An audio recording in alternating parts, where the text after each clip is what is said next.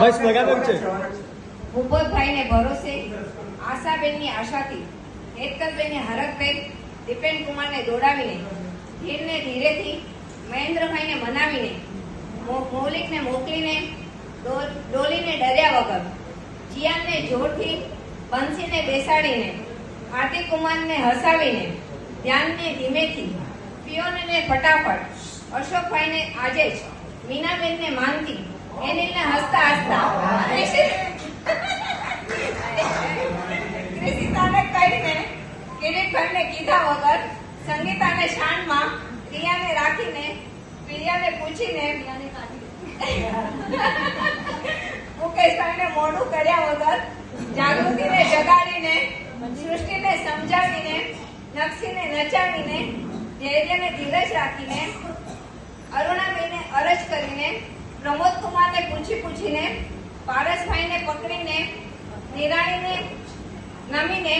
અંકિતાને અત્યારે જ, ધવલકુમારને ધ્યાનમાં રાખીને, ધ્યાનીને ધ્યાનથી, કવિશને કીધું કે હર્ષાબેનને હળવેકથી, રાજેશકુમારને રોગથી, સોહેલને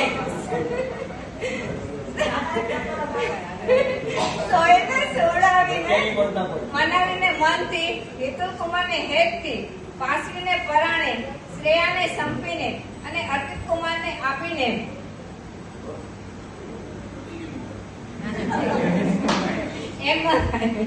મંજુલાબેનને માનથી, કીર્તિમામાને કાનમાં, મનીષાબેનને મનાવીને, હાર્દિકભાઈને હસાવીને, જીનલને જમાડીને, ચારમીને ચૂપચાપ રહ્યા વગર જ, મહાવીરને મોડું કર્યા વગર, હિતેશ મામાને હર્ષભેર, શિલ્પાબેનને સાથે રહીને, રાજને રમાડીને, વંદિતને વેલાસર, મૃદુલા માસીને મોકલીને, મહેન્દ્રભાઈને મોભી બનાવીને, જાસ્મીનને જમાડીને, દર્શનાને દોડાવીને, કેયુરભાઈને કહેતા પિતાને હિચકાવીને, ભાવના માસીને ભગાડીને, અશ્વિન માસાને આરામ કર્યા વગર, હિમાંશીબેનને હેતથી, ધવલભાઈને ધમકાવ્યા વગર, સ્વપ્નાને સમજાવીને, હરેશભાઈને હરખ સાથે, ધર્મીને ધમપછાડા કર્યા વગર, ધમપછાડા કરીને વિરમને વારંવાર, વિપુલ મામાને વળતી અને મિત્તલ મામીને મનથી, આપ સર્વને અમારા કિરીટભાઈ અને સંગીતાબેનના 25મી સાલગીરીની માટે આપ સૌનો ભાવભર્યું આમંત્રણ છે.